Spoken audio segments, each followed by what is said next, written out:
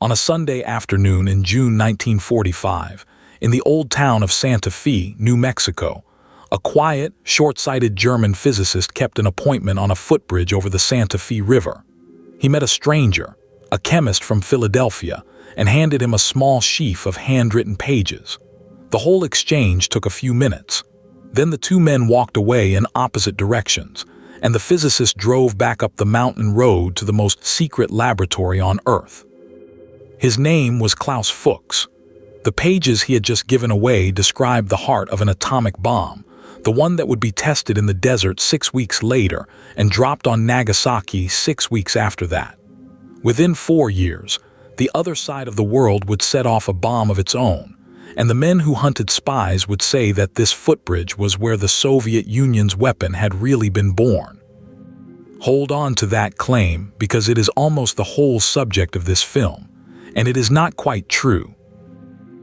The story you have probably been told is simple, and it is the story the newspapers ran in 1950. A traitor at the heart of the Manhattan Project stole the recipe for the atomic bomb and posted it to Moscow. He handed Stalin the weapon. He saved the Soviet Union a generation of work. He is the spy who sold the bomb. It is a satisfying story. It has a villain, it has a single decisive act, and it explains a frightening event, the Soviet bomb arriving years ahead of Western predictions, with one clean cause. When Fuchs confessed, a great deal of Western anxiety attached itself to that one man.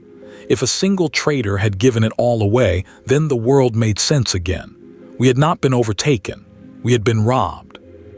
I want to take that story apart, not to excuse Klaus Fuchs, who was a spy by his own confession, but because the popular version gets the most important thing wrong. It mistakes what a secret actually is, and therefore what a secret is actually worth. So let me be plain about the argument before we go on, because this film makes a claim, and it is not the one you are expecting. You cannot hand someone a bomb by handing them a piece of paper. An atomic weapon is not a fact you can learn. It is an object you have to build, a whole industrial country's worth of mining and chemistry and precision machining, and reactors that do not yet exist, run by thousands of people who mostly cannot be told what they are making. The knowledge on Fuchs's pages was real and it was priceless, but on its own it does not enrich a gram of uranium or cast a single lens of high explosive. The Soviet Union would still have to do all of that itself, by hand. So if a stolen secret cannot build the thing for you, what exactly does it buy? That is the question. And the answer is the mechanic of this entire film. The true worth of a stolen secret is not the knowledge it reveals. It is the failures it lets you skip. To see why, you have to know who Klaus Fuchs actually was, because he was not a mercenary and he was not a fool. He was one of the better theoretical physicists of his generation. A German communist, he had fled the Nazis in 1933, come to Britain as a refugee, and taken a doctorate under the finest minds available to him. When the war came, Britain interned him for a time as an enemy alien, then realized it needed him, and in 1941 he was brought into the British bomb project, Tube Alloys, at Birmingham, working directly under Rudolf Pyerls. One of the men who had first shown the bomb was possible at all.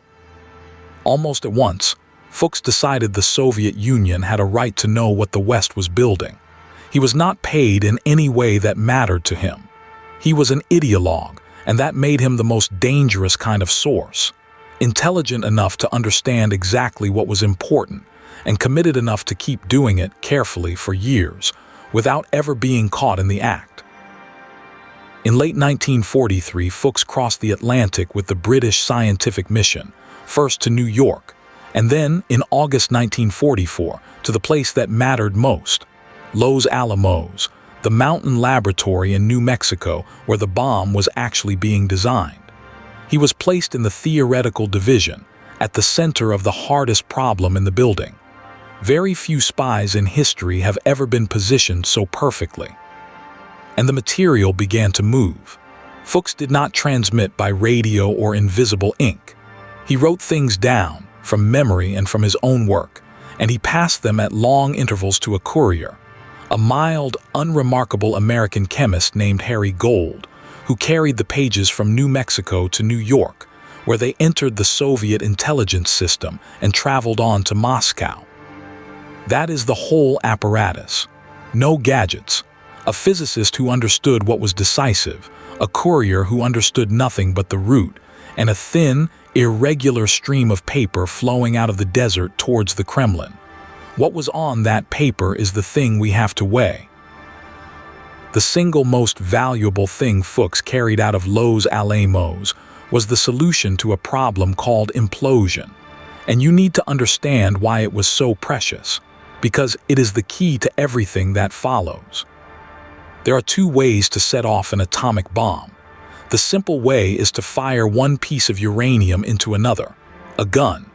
The Americans were confident enough in that design that they never even tested it before Hiroshima. But the gun method does not work with plutonium, and plutonium was the material both bomb programs could make most readily in a reactor.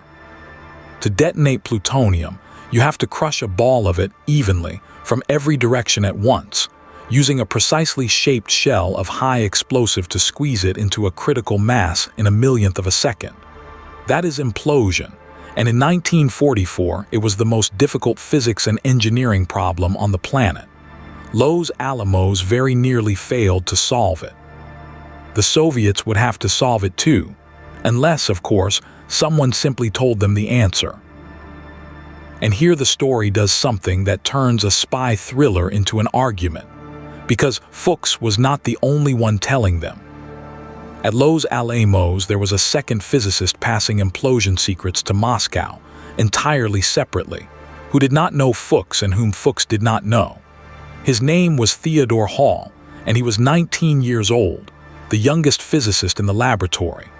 In October 1944, of his own accord, he made contact with Soviet intelligence in New York and began to describe the same implosion bomb, from the inside in his own words. Think about what that means for Moscow. Intelligence is a nightmare of doubt.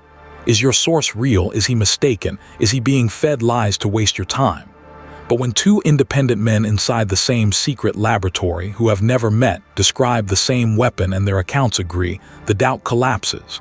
Hall's material, historians say, was less detailed than Fuchs's, but it did something Fuchs's alone could not. It confirmed it. Two answer keys matching. And a matched answer key is not a rumor anymore. It is knowledge you can bet a country on. It is worth stopping to look at the shape this makes on a map, because the shape is the point. Follow the paper. It begins on a mesa at Los Alamos in northern New Mexico. It moves a short way south to a footbridge in Santa Fe and to a courier. From there it travels east, across the whole width of the United States to New York City and into a Soviet consulate. And from New York it goes on, across the Atlantic and across Europe to Moscow to a single desk, and from that desk eventually out to a closed city and a test tower on the steppe of Kazakhstan near Semipalatinsk. That is the journey of the secret: mesa, bridge, city, ocean, Kremlin, steppe. Notice what does not travel along that line. Not 1 gram of uranium, not one machine, not one worker. Only information moves weightless along the wire. Everything heavy, everything that actually makes a bomb, still has to be built again from nothing at the far end. The map shows you the reach of the leak, and it also shows you the limit of it. Now I have to give you the fact that most threatens the drama, and I am going to give it to you straight, because the honest thing is to name the exception out loud. The Soviet Union did not need Klaus Fuchs to tell it that a bomb was possible. It already knew. As early as April 1942, a young Soviet physicist named Georgy Flerov had noticed something strange. The physicists of the West had suddenly gone silent. The journals had stopped printing anything about nuclear fission. Papers, names, whole lines of research had simply vanished, and to Flerov that silence was itself a secret screaming. He wrote directly to Stalin to warn that the Americans and the British must be building a bomb behind the blackout. The Soviets had capable people of their own: Kurchatov, Khariton Zeldovich, who had done real fission physics before the war. There was, in other words, a genuine Soviet bomb program, with its own momentum and its own talent that owed nothing to any spy. So this was never a country being handed a weapon it could not have imagined. This was a country already sitting the examination, which changes precisely what the answer key was worth. And now the strangest part, the part that finally tells us what espionage actually does. Because the head of the Soviet project could barely use the stolen secrets at all. Igor Kurchatov, the scientific director, was shown the intelligence reports, but the material was so secret, so tightly held by Beria's security men, that Kurchatov was forbidden to show it to the very scientists who would have to act on it. He could not hand his theorists a stolen American blueprint and say, "Build this." He had to sit alone with the intelligence, and then go back to his people and steer them, without ever telling them why, towards the approaches he now secretly knew would work, and quietly away from the ones he now secretly knew were dead ends. So the espionage did not function as a set of instructions to be copied out. It functioned as something subtler and, in a way, more powerful. It functioned as certainty. Kurchatov could not photocopy the answer, but he could grade his own people's work against it, in his head, in private. He always knew which way to push. That is the answer key, and now I can state the mechanic of this film exactly. Imagine you are sitting a fearsomely hard examination, one that will take years, alone in a locked room, and every wrong answer costs you a fortune and months of your life. You are clever enough to pass it eventually on your own. Now imagine someone slips you the marked answer key. It does not sit the exam for you. You still have to write out every proof, show every working, build every apparatus by hand. But you never again waste a year down a path that leads nowhere. Every time you reach a fork, you already know which way is right. You stop guessing and you start confirming. That is what Fuchs and Hall gave the Soviet Union. Not a bomb. A map through the maze that Los Alamos had paid for in blood and years and money, so that Kurchatov's people did not have to buy the same map twice. The value of the secret is not the knowledge itself. It is the price of the mistakes you now get to skip. And once you see it that way, you can actually start to measure it, which is the thing a myth can never let you do. Los Alamos was, among other things, an enormous machine for eliminating wrong ideas, which explosive lens arrangement gives a smooth implosion. How pure must the plutonium be? What triggers the chain reaction at exactly the right instant? The laboratory answered those questions the only way anyone can, by trying things that failed, over and over, at colossal expense, until the failures ran out and only the right answer was left standing. Every one of those buried failures was a dead end that somebody, somewhere, would otherwise have to walk down themselves. What the intelligence did was let the Soviet program walk almost none of them.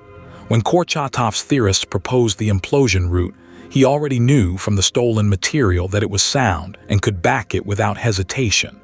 When a design decision came up, he was, in effect, checking his people's homework against the marked copy.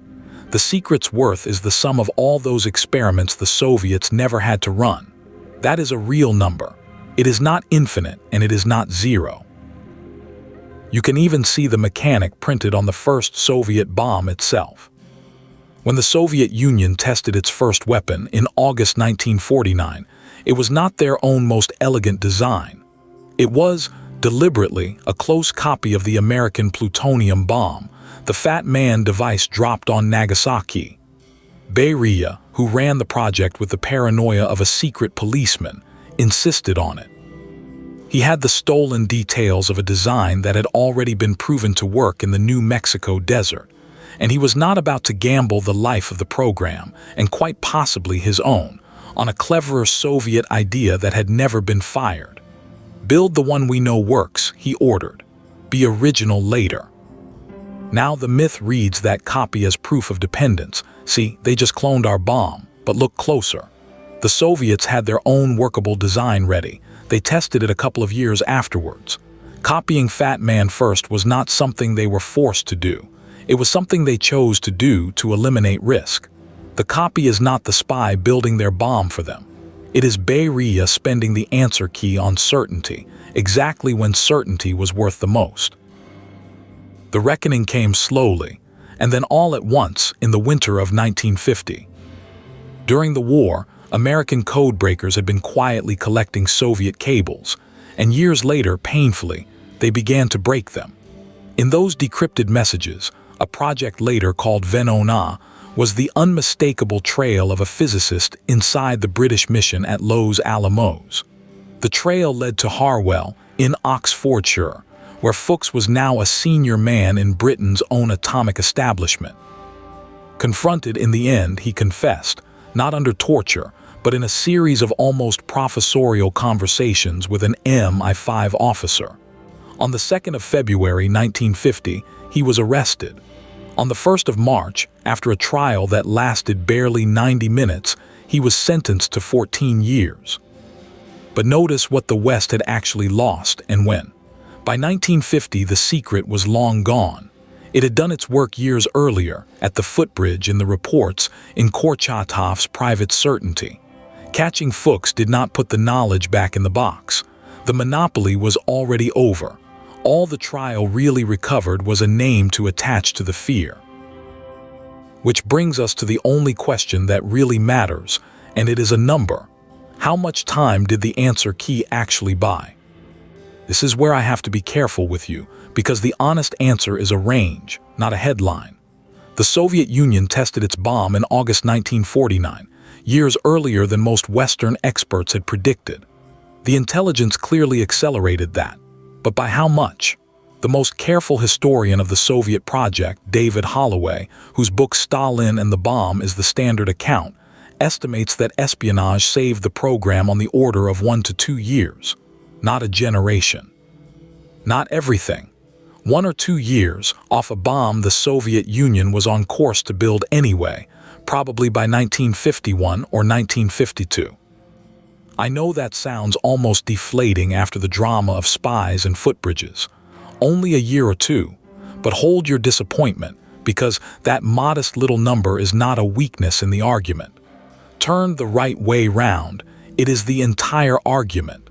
It is the measured worth of a secret, and I want to defend it against two historians who see it very differently. The first is Richard Rhodes, who wrote the great narrative history of these weapons, and whose account of the espionage in his book Dark Sun leans hard the other way. Rhodes stresses just how decisive the spying was, how detailed Fuchs's material, how the first Soviet bomb was a near replica of the American one, how much was simply handed over. Read Rhodes, and you come away feeling that the secret very nearly was the bomb, that without Fuchs the Soviet weapon is almost unimaginable on anything like that timetable. And he is not wrong about the facts. The material was extraordinary. The first bomb really was a copy. But watch what that copy is doing in the argument. Rhodes points to the replica as evidence of dependence. I have just shown you the same replica as evidence of something else, a deliberate purchase of certainty, chosen by Beria over a homegrown design that already existed. The very fact that the Soviets had their own bomb to fall back on is what turns the copy from proof of helplessness into proof of a choice. Rhodes has measured the secret at its highest value. He has not shown that the value was unbounded. The second historian is David Holloway himself, the man with the modest number, and at first he looks like my most dangerous opponent. Because if the espionage only saved a year or two, isn't the honest conclusion that it barely mattered? That the spies are a footnote, and the Soviet Union would have got there regardless, so this whole film has been much ado about a couple of years. That is the objection that could sink the argument, and the way out of it is not to fight Holloway's number. It is to embrace it, because his number is not an objection to the mechanic. It is the mechanic measured. Of course, the secret did not do everything. A secret never can because it cannot build the bomb for you. What it can do is delete the dead ends, and deleting the dead ends of a project that size is worth, precisely, something like 1 to 2 years. Holloway has not shown that espionage was trivial. He has put a price on it. 1 to 2 years is what the answer key was worth, in the only currency that counts, time bought on a weapon that was coming anyway. So here is the verdict, stated as plainly as I can make it. Klaus Fuchs did not sell Stalin the atomic bomb because the atomic bomb was never his to sell. It was not an object in his pocket.